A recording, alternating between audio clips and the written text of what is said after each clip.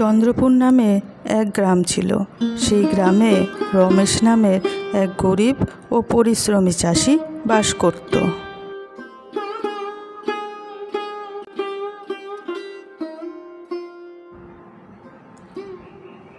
কি গো বউ, তোমার কি রান্না হয়ে গেল? বাজার থেকে তো মাছ আনলাম, কোথায় তুমি? আসছি গো আসছি, দাঁড়াও।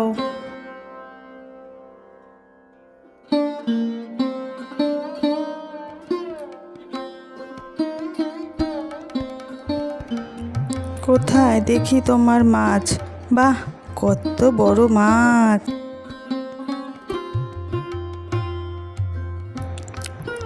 বাবা অনেক বড় মাছ এনেছে, আজকে মাছ ভাজা খাবো। হ্যাঁ মা, মাছ ভাজা তো খাবেই তোমরা। কি কি মজা, কি মজা, আজকে মাছ ভাজা খাবো। হ্যাঁ হ্যাঁ খাবে, আগে তো তোমার মা রান্না করুক। এই নাও বউ, মাছটা ধরো। বাচ্চারা মাছ ভাজা খেতে চেয়েছে, ওদেরকে মাছ ভাজা করে দিও কেমন?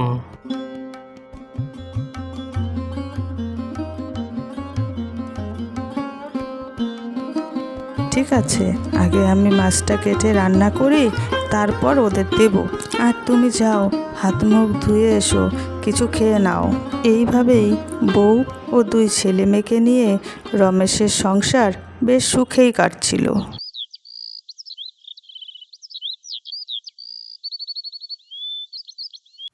একদিন রমেশের বাড়ি ফিরতে অনেক রাত হয়ে গিয়েছিল এবং বাইরে অনেক ঝড় তুফান হচ্ছিল। এই ঝড়ের রাতে কি করে যে বাড়ি পৌঁছাবো? আ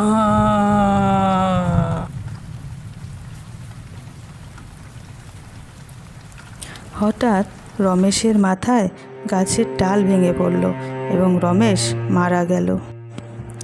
রমেশ মারা যাওয়ায় তার স্ত্রী সরলা খুব ভেঙে পড়ল। ভাবতে লাগলো তার দুই ছেলে মেয়েকে নিয়ে তাদের সংসার কিভাবে চলবে। তার স্বামীর কয়েক বিঘা জমি ছাড়া আর কিছুই ছিল না। সরলা সংসার চালানোর জন্য সেই জমিগুলোই চাষাবাদ করা শুরু করলো।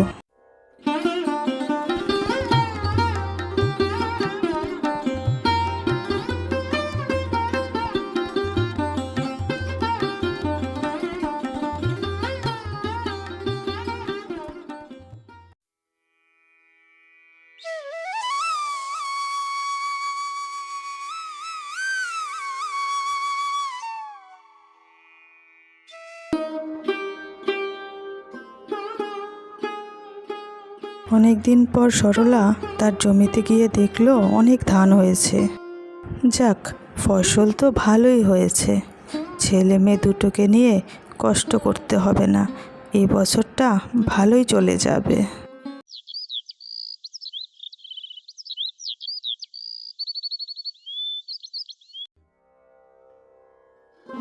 এই হলো নরেশ, রমেশের ভাই, যে ছিল খুবই চালাক ও অলস প্রকৃতির। একদিন গ্রামের রাস্তা দিয়ে হেঁটে যাওয়ার সময় তার দাদার জমিগুলো তার নজরে পড়ল, আর দেখল জমিগুলো ধানে ভরে আছে।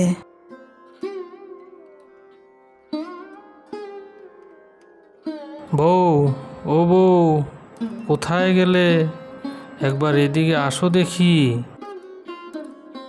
কোথায় চলে গেলে? শুনতে পাচ্ছ না? ওই এলো, কাজের সময় শুধু ডাকাডাকি। কি হয়েছে বলো? সংসারের মেলা কাজ পড়ে আছে এখনো। বলবো বলবো, আগে এখানে একটু আসো দেখি। আরে, রাস্তা দিয়ে আসার সময় দাদার জমিগুলোতে দেখলাম অনেক ধান হয়েছে, বুঝলে? ধানে ভরে গেছে জমিগুলো। ও তাই নাকি? তা কে চাষ করলো জমিগুলো? তোমার দাদা তো কবেই মরে গেল। আরে, শুনলাম বৌঠান নাকি চাষ করেছে জমিগুলো। ও তাই বলো। তা ভালোই তো, কিন্তু তোমার আবার এটা নিয়ে কি হলো? আমি তো ভাবছি এই ধানগুলো কি করে আদায় করা যায়, বুঝলে? কি বুদ্ধি করা যায় বলো তো দেখি। ও, এই ব্যাপার। ওদের এই গ্রাম থেকে তাড়াতে পারলেই তো হলো।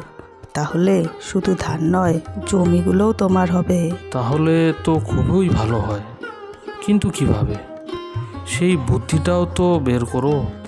আরে শোনো, ছেলে মেয়ে নিয়ে একা একা থাকে, একটু ভয় দেখালেই গ্রাম ছেড়ে দৌড়ে পালাবে।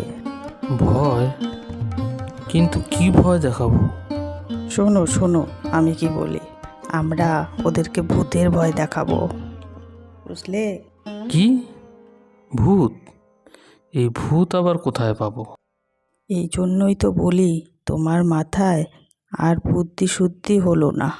তাহলে কি করতে হবে বলো? আমি তো বুঝতেই পারছি না কি করব। আমি কি বলি সেটা আগে শোনো। আমরা দুইজন রোজ রাতে ওদের ভয় দেখাতে যাব, বুঝলে? ও, এখন বুঝলাম। তাহলে আজ রাতেই আমরা ওদের ভয় দেখাতে যাব। উফ, কি বুদ্ধি দিলে গো বউ, দারুণ দারুণ। ঠিক আছে, এখন আমি যাই, আমার অনেক কাজ পড়ে আছে।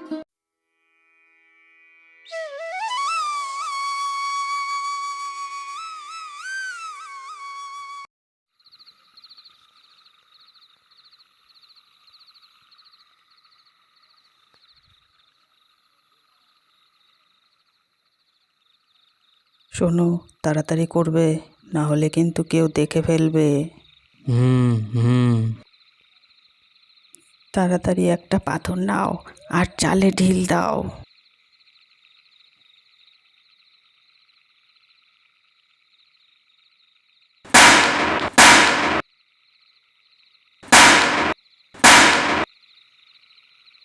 বাইরে কি শব্দ হলো মনে হয়?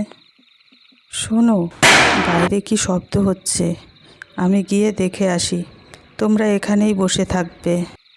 অনেক রাত হয়েছে মা, থাক, এখন আর বাইরে যেতে হবে না। না বাবা, দেখে আসি বাইরে কি শব্দ করছে, তোমরা থাকো। কে বাইরে? কেউ কি আছো? কে শব্দ করছো? কথা বলছো না কেন? কেউ কি আছো? বাইরে তো কেউ নেই, দেখে এলাম। কে বাইরে? কে শব্দ করছো বলো? আমি পেতনি। আর আমি ভূত। ভূত? পেতনি? কিন্তু কিন্তু কেন তোমরা এমন করছো? আমরা আমরা কি করেছি তোমাদের? শোন, আমরা এ বাড়িতে থাকি, আর তোরা এ বাড়িতে থাক, আমরা চাই না। তোরা এ বাড়ি ছেড়ে চলে যাবি, বুঝলি?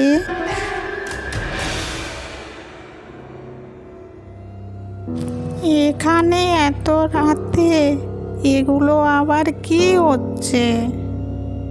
এই ভূত, এই তাড়াতাড়ি ওঠ। কি হলো? শান্তিতে একটু ঘুমাতেও দিবি না নাকি? আরে কি হচ্ছে দেখো, তোমার তো খালি ঘুম।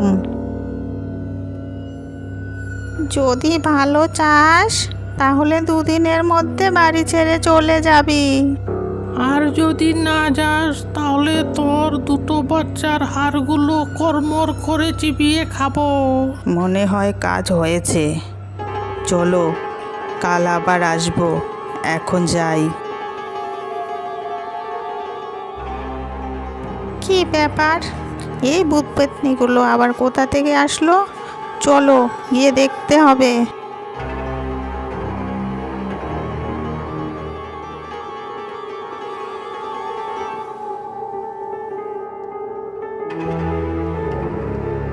আরে এরা তো মানুষ, মানুষ হয়ে মানুষকে ভয় দেখাচ্ছে, আমাদের ভূত পেতনিদের নাম খারাপ করছে। দেখতে হবে এরা কি চায়। কি গো বউ, আজ কিন্তু ভালোই ভয় পেয়েছে মনে হয়, তাই না? হ্যাঁ, ভয় পাবে না আবার। তবে আরও ভয় দেখাতে হবে, তাহলে দুদিনেই গ্রাম ছেড়ে পালাবে। তারপরেই দাদার ধান ও জমি দুটোই আমাদের হবে। হা হা হা হা। দেখলে, নিজের দাদার জমি পাওয়ার জন্য একটা অসহায় বউকে দুটো বাচ্চা নিয়ে গ্রাম ছাড়া করতে চাইছে। কাল যখন আসবে ওদের উচিত শিক্ষা দিতেই হবে।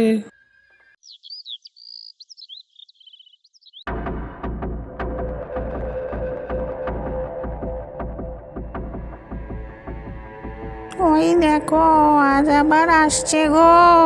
তাড়াতাড়ি একটা পাথর নাও আর ঢিল দাও।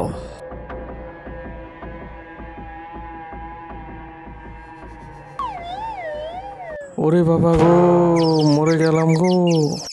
তোমার আবার কি হলো? চিৎকার করছো কেন? ও মা গো, মরে গেলাম গো, মা গো, মরে গেলাম। এখন আবার তুমি চিৎকার করছো কেন? আরে, মাথায় পাথরের ঢিল এসে পড়ছে। কে ঢিল দিচ্ছে? চলো আজ এখান থেকে যাই, পালাও এখান থেকে।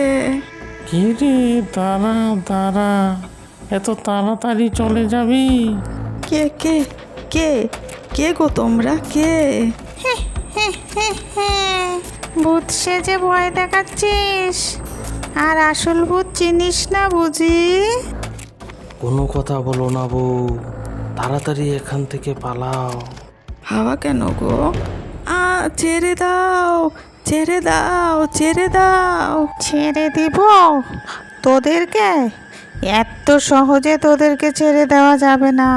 ছেড়ে দাও গো, আমাদের ছেড়ে দাও, দয়া করে আমাদের ছেড়ে দাও। এমন ভুল আর আমাদের কখনো হবে না। ঠিক আছে, ছেড়ে দেব, তবে ওই বউটার কাছে গিয়ে সব সত্যি কথা বলে ক্ষমা চেয়ে আয়।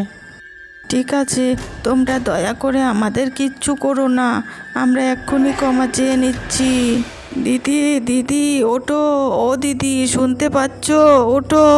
বৌঠান, বৌঠান, ও বৌঠান, অল্প বাইরে আসবেন?